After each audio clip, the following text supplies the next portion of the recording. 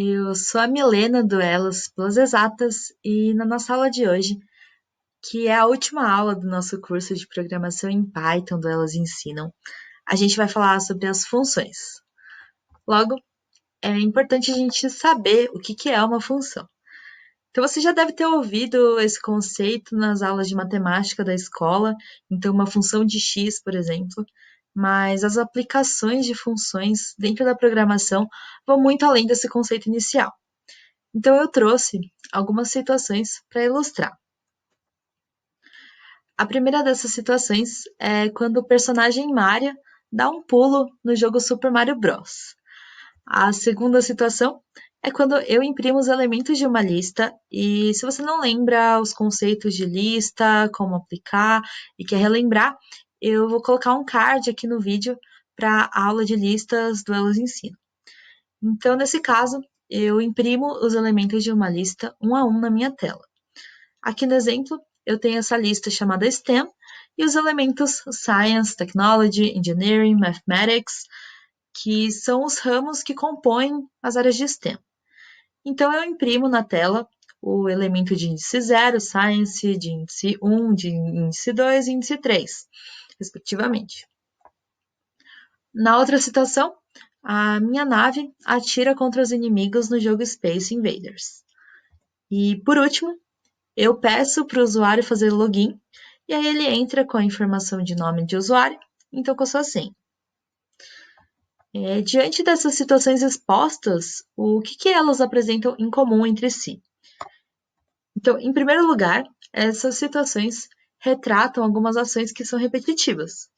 Em segundo lugar, elas devolvem para a gente alguma coisa. Então, seja essa coisa uma impressão, uma ação, uma informação, então um valor numérico, um texto, ele retorna para a gente algum valor. Então, de um jeito simplificado, a gente pode enxergar que funções são esses pedaços de código que a gente consegue usar várias vezes dentro do nosso programa, de forma que a gente consegue reaproveitar essa estrutura sem precisar reescrevê-la toda vez que a gente for usar essa função ou alguma coisa parecida com ela. Então, por exemplo, toda vez que eu for dar um pulo com o Mario no jogo, ou toda vez que eu quiser imprimir os elementos de uma lista qualquer na minha tela, não só a lista STEM, por exemplo. Então, agora a gente vai imaginar que a gente quer escrever um algoritmo com as ações que a gente executa em um dos nossos dias. E eu vou deixar na descrição um link para uma videoaula sobre o que são algoritmos. É bem curtinho. Mas, basicamente, aqui a gente tem algumas ações, então, alguns blocos de ações executadas diversas vezes. Então, a gente pode pensar em respirar, comer, escovar os dentes, dormir, que são efetivamente essas ações que a gente faz várias vezes no nosso dia a dia. Aqui, eu tenho etapas necessárias para a gente escovar os nossos dentes. Então, primeiro eu vou pegar a escova de dentes, depois pegar a pasta, depois abrir essa pasta, passar a pasta na escova de dentes e assim por diante. Diante desses passos, a gente pode pensar em definir uma função escovar os dentes e executar essa função toda vez que a gente precisar. Então, ela vai compreender todos esses passos, essas etapas necessárias e que, de qualquer forma, a gente precisa repetir toda vez que a gente for realizar essa ação. Então, em vez de pensar nesse todo, a gente consegue usar essa função como uma forma de evitar essa repetição, toda vez tem que pensar nessas etapas. Basicamente, esse é o entendimento teórico que a gente pode ter de uma função, mas como que a gente faz para aplicar isso na prática, então, na nossa linguagem de programação Python? Aqui, eu tenho a forma padrão da definição de função, e ele começa com o def, seguido do nome da função, nesse caso chama minha função, com underline, seguido de parênteses, e aí 2 pontos. E aí depois dos 2 pontos, a gente usa a mesma estrutura que a gente viu para condicionais, para loops, onde a indentação, ou seja, esse espacinho aí no começo do comando, né, define para a gente o que está compreendido dentro desse bloco. No caso, o bloco é a minha função, e dentro dele eu tenho a ação que é imprimir na tela a frase minha primeira função. Então, esse trecho está definindo a minha função. Agora tem uma diferença, porque se eu executar esse código, nada vai acontecer. Não, nada vai ser impresso na minha tela, porque essa função está só definida. Ela não está sendo implementada no meu programa. E se eu quiser implementar essa minha função, eu preciso chamar ela. E como que eu faço para chamar essa minha função? Bem, para rodar a função, eu chamo ela a partir do nome, da forma que a gente definiu. Então, o nome e os parênteses, nesse caso. Lembrando que se eu não chamar a função, nada vai acontecer, ok? Então, executando agora o código onde a função está sendo chamada, eu vou ter esse output, minha primeira função, que é aquilo que está compreendido dentro do bloco da função. Aqui minha colinha, né? Então, como que é o formato da definição da função. E agora eu vou colocar alguns exemplos bem simples. O primeiro vai ser uma função chamada apresentação. E aí, 2 pontos. E aí, aqui dentro, eu vou colocar esse comando que vai dizer: olá, esta é uma aula do Elas Ensinam. E eu vou criar uma outra função que vai chamar 0 a 10, onde basicamente ele vai imprimir na tela 1, 2, 3, 4, 5, 6, 7, 8, 9, 10 e eu esqueci do 0. Então aqui eu vou executar esse código. Tá vendo como nada aconteceu aqui? Justamente porque essas funções estão definidas, mas elas não estão sendo implementadas. Então, se eu quiser chamar, eu posso chamar aqui apresentação. E aí ele vai printar na tela: olá, essa é uma aula delas Ensinam. Se eu quiser chamar a função 0 a 10, eu vou colocar aqui 0 a 10. E aí eu vou executar. Tá vendo que ele retornou essa coisa esquisita aqui para mim? É porque eu não coloquei os parênteses aqui. Então a gente sempre precisa chamar da forma que ele está sendo definido. Para ele me retornar aquilo que eu quero, eu vou colocar aqui 0 a 10, parênteses, e aí ele me retorna 0, 1, 2, 3 ou até 10. Bem, você pode estar se perguntando para que serve e por que a gente precisa daqueles parênteses vazios na hora de definir e de chamar a nossa função. Agora a gente vai trabalhar com os argumentos. E o que são os argumentos? Dependendo da tarefa que a gente vai realizar, às vezes a gente pode precisar de algumas informações. Então, por exemplo, se eu quero somar 2 números, eu preciso saber que números são esses. Se eu quero movimentar um personagem de um jogo, eu preciso saber para qual direção que esse personagem está se locomovendo. Se eu quero imprimir alguma coisa na tela, eu preciso saber o que é imprimir. Então, se é uma lista, se é um valor booleano, se é de repente o resultado de alguma operação numérica e assim por diante. Então, essas informações que a gente precisa para executar uma função são chamadas de argumentos. E esses argumentos vão dentro dos parênteses na hora de definir e de chamar a nossa função. Então, até agora, a gente só viu funções sem parâmetros. Daí esses parênteses vazios que a gente viu até então. Mas agora, a gente vai definir essa nova função chamada soma de 2 números, que, como o próprio nome diz, vai pegar 2 números diferentes ou não, né? E realizar a soma entre eles e devolver esse valor para a gente. Para devolver uma informação, a gente usa esse novo comando aqui, que é o return. Então, o return nada mais é do que algo que está indicando para a nossa função o que ela vai retornar para a gente. Então, eu chamo aqui os meus parâmetros de A e de B ali dentro dos parênteses, logo depois do nome da função, separados por vírgula, para definir quais são os parâmetros, né? Quantos são os parâmetros. E aí, dentro dessa função, eu estou definindo uma variável chamada soma, que pega esse valor passado no parâmetro A, soma com o valor passado no parâmetro B, e aí essa função retorna para a gente o resultado dessa soma.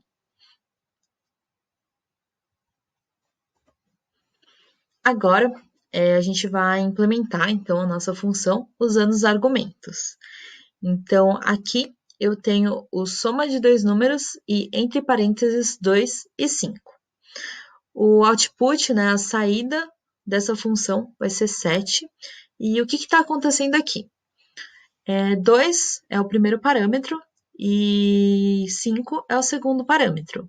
Então, o valor de 2 está sendo passado para aquele parâmetro A e o valor de 5 está sendo passado para o parâmetro B.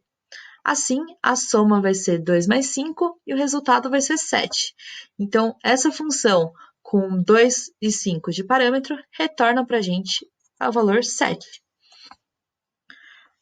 Com isso, a gente pode também atribuir esse retorno da função, né? Então, o valor que está sendo devolvido pela função para a gente pode atribuir esse retorno a uma nova variável que a gente cria. Então, aqui, eu estou criando uma variável chamada minha soma. E eu estou atribuindo a função soma de dois números com os parâmetros 2 e 2 como o valor dessa minha variável. Então, soma de dois números com os parâmetros 2 e 2 tem uma saída, tem um resultado de 4, onde A tem o valor de 2, B tem o valor de 2, e soma ali dentro do nosso bloco da função vai ter o resultado 4. Então, aqui, o que está acontecendo é que o valor 4 está sendo atribuído para a minha soma. Então, quando eu coloco o comando print minha soma, a saída vai ser 4, que é o resultado dessa função. Agora, a gente viu as funções que são chamadas de user-defined, então definidas pelo usuário. Basicamente, a gente programa as ações decorrentes dessa função. Existem também as funções chamadas built-in, pré-existentes na linguagem. Então, a gente tem, por exemplo, algumas funções que já vêm prontas de Python, e a gente já usou algumas delas. Então, print, por exemplo, é uma função, né? Isso aqui imprime na tela alguma informação para a gente. O type é uma função que é aquilo que avalia qual que é o tipo de uma determinada variável. O len, que a gente usa para retornar o tamanho de alguma lista, uma string, e entre outras funções. Aqui no REPL, agora a gente vai criar uma função usando argumentos. Então, a primeira função que eu vou criar vai ser uma função que vai retornar para a gente o módulo de um número. O módulo de um número nada mais é do que seu valor absoluto. Então, se for um número positivo, eu vou retornar esse mesmo número. Se for um número negativo, eu vou retornar o inverso desse número. Então, menos 1 vezes esse número, portanto, o seu valor positivo. Como que eu vou construir isso agora na minha função? Eu começo com def, para definir minha função, o nome da função, então aqui vai ser módulo, e aí, entre parênteses, eu vou colocar os parâmetros, os argumentos. Então, aqui, eu vou usar um parâmetro chamado número. E o nome que a gente atribui nesse argumento é arbitrário, eu posso definir ele. Idealmente, a gente coloca um nome que seja fácil de entender para que ele serve, como que a gente vai aplicar isso dentro da função. Aqui eu estou usando o número, então eu coloco 2 pontos, e aí já está identado. Eu vou descrever quais são os passos agora dentro da minha função. Primeiro, eu vou ter que avaliar se o número é positivo ou se ele é negativo. Então, eu vou, em primeiro lugar, verificar se ele é um número positivo. Então, if número maior ou igual a 0, certo? É um número positivo. E aí eu coloco 2 pontos novamente e dentro de novo. E aí, nesse caso, ele vai retornar para a gente o número, certo? E aí, esse número aqui é esse número que é o argumento, e ele vai ser substituído pelo valor que a gente passar quando a gente implementar, quando a gente chamar essa função. Então, return número. Agora, a gente já trabalhou com condicionais antes, e eu quero agora avaliar caso contrário, né? Então, se o número for positivo, ele vai realizar essa ação de retornar o número. Agora, caso contrário, ele vai me retornar o inverso do número. Então, aqui eu posso usar um else, return menos número. Se você não lembra de algum desses conceitos de condicionais, eu também vou deixar um card para esse vídeo aqui na aula. Então, agora a gente vai executar o run, e aí eu vou chamar essa função. Então, módulo, E aí, entre parênteses, eu vou colocar o meu argumento. Então, se eu colocar o módulo de 2 e executar, ele vai me retornar 2. Agora, se eu colocar o módulo de menos 2, ele vai me retornar 2, que é o inverso de menos 2. Então, menos 1 vezes menos 2. Eu vou definir também uma outra função, e essa função vai ser a função imprimir números. Então, eu já vou começar aqui com a estrutura def imprimir números. E aí, o que essa função vai fazer?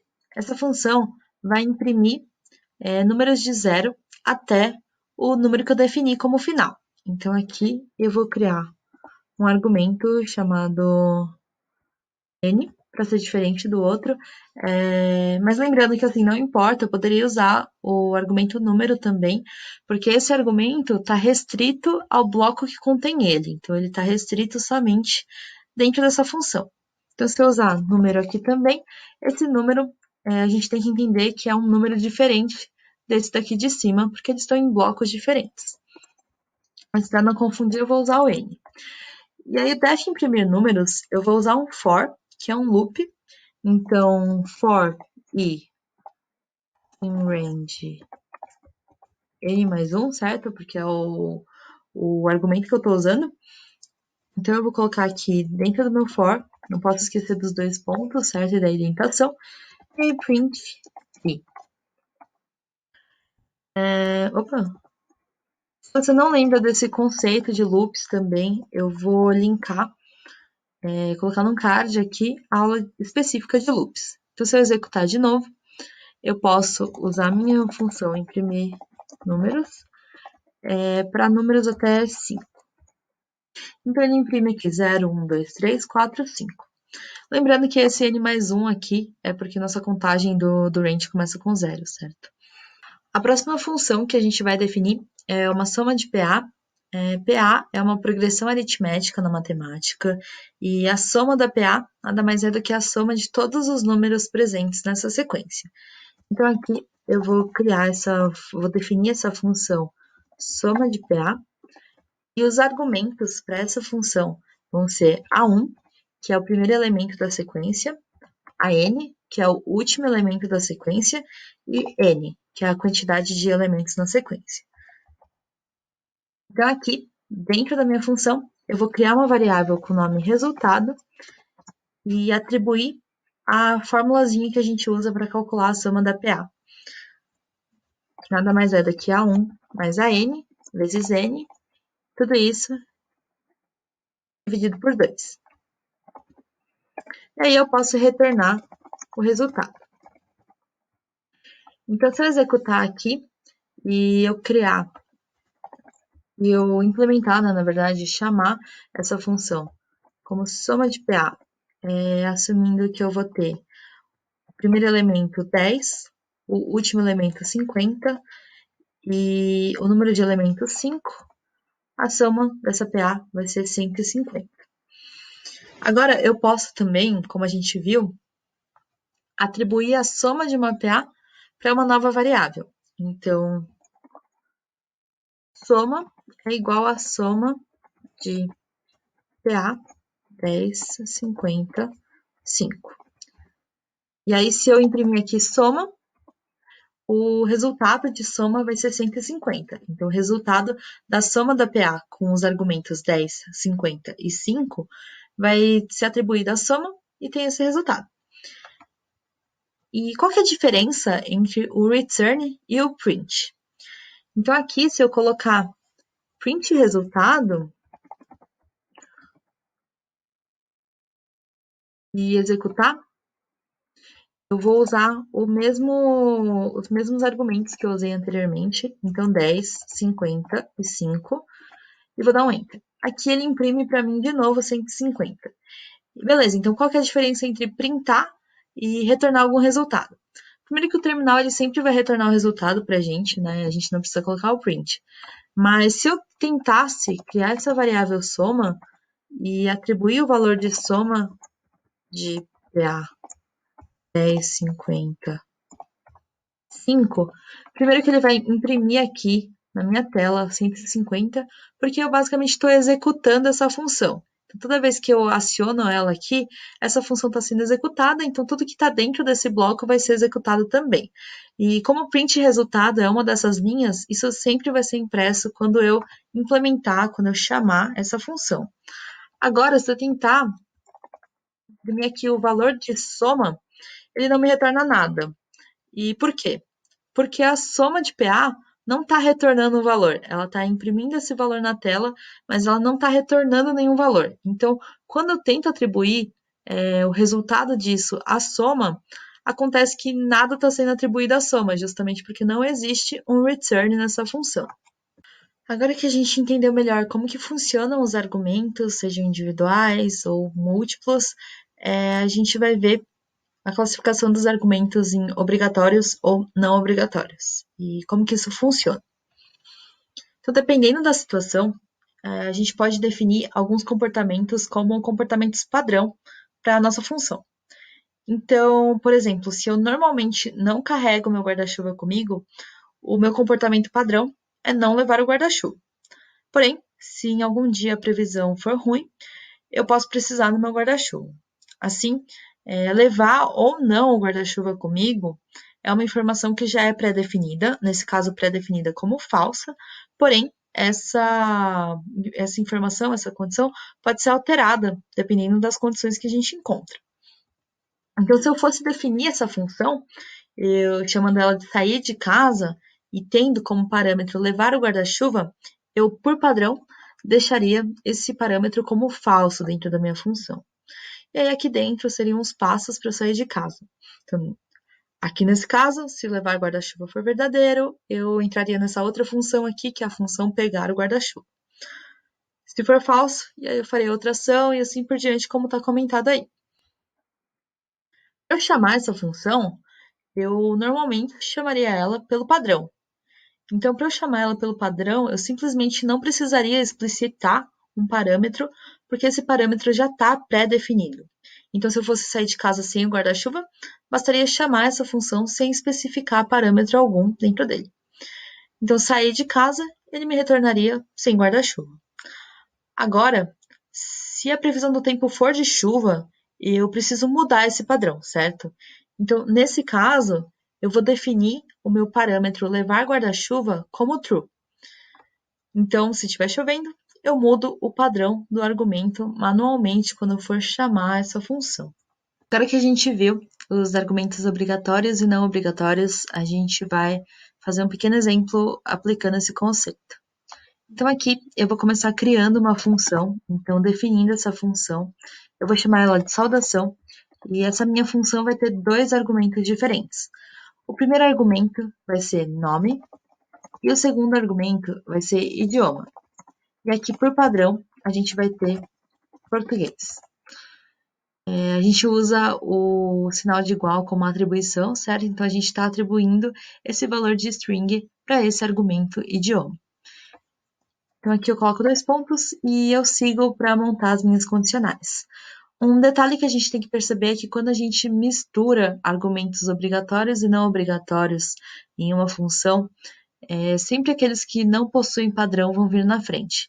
Então, todos aqueles que têm um comportamento, né, um valor por padrão, vão ficar depois daqueles outros. Então, aqui eu vou começar as minhas condicionais com o caso onde o idioma é o padrão. Então, o idioma igual ao português. Lembrando que quando a gente faz a comparação, a gente usa o sinal de igual duplo. Se você não lembra disso, uma olhadinha lá na aula de operações pode ajudar bastante. Eu vou colocar o card aqui. Então, se o idioma for igual ao português, eu vou imprimir na tela. Bom dia. Como você está? Aqui eu tenho algumas opções diferentes, mas nesse caso eu vou usar o format para substituir o nome aqui no lugar desse placeholder. Eu poderia também colocar o ponto format no final, o nome, e deixar somente o placeholder, beleza?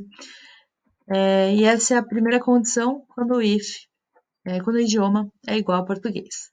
Agora, elif, idioma igual a inglês, por exemplo.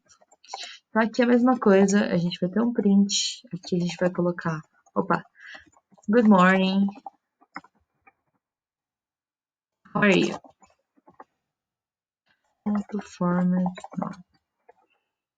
ok? E lembrando que a gente usa essa estrutura de condicional, igual a gente viu lá na nossa aulinha, com o if, o elif, se caso contrário, se, e aí a gente vai usar o elif novamente, o se caso contrário, se, para, por exemplo, francês. Então, nesse caso, a gente vai ter um print, bonjour, com o placeholder aqui, e comment allez-vous? Ponto format, e aqui, nome. Então, agora a gente pode executar a nossa função, e aí a gente pode chamar ela mudando os argumentos. Então, aqui lembrando que idioma por padrão tá como português, então eu posso colocar aqui, por exemplo, Milena. Por padrão, ele vai me responder bom dia, Milena, como você está em português, porque esse é o idioma, esse é um argumento, né, que já vem assim como comportamento normal da nossa função quando a gente não especifica um argumento contrário. Então, bom dia, Milena, como você está? Agora eu vou tentar fazer a mesma coisa, só que eu vou mudar o segundo argumento para inglês. Good morning, Milena, how are you? O que acontece se eu, por exemplo, colocar português aqui dentro? Vai acontecer a mesma coisa do primeiro caso, porque eu não defini o argumento idioma quando ele já por padrão é português, e eu defini o idioma como português, é a mesma coisa, porque o argumento sempre vai ser o mesmo, então ele vai me retornar em português, entrando nesse if aqui, nesse bloco da nossa função. Então agora, por último, eu vou testar com o francês. E executando Bonjour Milena, comando allez-vous. Então, esse é um exemplo de como usar argumentos obrigatórios e não obrigatórios dentro das nossas funções. Bem, esse daqui é o desafio da carteira. E aqui você vai conseguir aplicar várias coisas que a gente tem visto nas últimas semanas. Então, interação com o usuário, condicionais, loops, tipos de variáveis e diversos outros conceitos que a gente tem conversado. Então, o desafio da carteira nada mais é do que a simulação de uma carteira virtual, onde a gente consegue efetuar algumas transações diferentes. Então, aqui a gente tem três funções a serem definidas.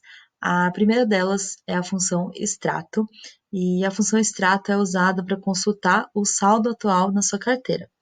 Ela recebe a carteira como um parâmetro e imprime na tela quanto dinheiro que a gente tem. A segunda função é a função depósito, e a função depósito nada mais é do que uma adição, né? Então você adiciona uma quantidade à sua carteira e atualiza o valor final. Então, essa função vai receber como parâmetros a carteira e a quantidade depositada, e no final você tem que adicionar o dinheiro à sua carteira e retornar esse valor. A terceira função é a função saque, que é usada para você acrescentar, retirar dinheiro da sua conta, certo? Da sua carteira, e ela recebe como parâmetros a carteira e a quantidade que vai ser retirada. É a parte mais complicadinha do exercício, porque a gente precisa realizar uma etapa antes. Então, primeiro, você precisa informar se foi possível ou não realizar esse saque. E o saque não vai ser possível, no caso, quando a sua carteira tiver menos dinheiro do que a quantidade que você está tentando retirar dela. Se o saque for possível, você primeiro tem que informar que foi possível realizar o saque, e depois você tem que retirar o valor sacado e retornar o valor final presente na carteira. Então, aqui embaixo, a gente tem um menuzinho, onde a gente pode selecionar qual que é a ação que a gente quer realizar. Então, a opção 1, por exemplo, é consultar o extrato. Se você verificar aqui no condicional, ele justamente chama a função de extrato.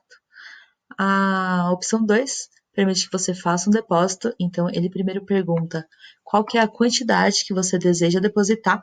Em seguida, ele chama a sua função de depósito com base nessa quantidade que você passou e atualiza o valor da sua carteira. Agora, a opção 3 permite que você faça um saque. Então, quase de maneira similar à opção 2. Ele pergunta qual que é a quantidade que você quer retirar e, com base nisso, executa a função de saque com base na sua carteira e essa quantidade passada. Com isso, ele atualiza o valor final da sua carteira. Então, esse daqui é o desafio da carteira. Espero que vocês consigam e tentem fazer. Se tiverem interesse, a gente pode soltar um gabarito também.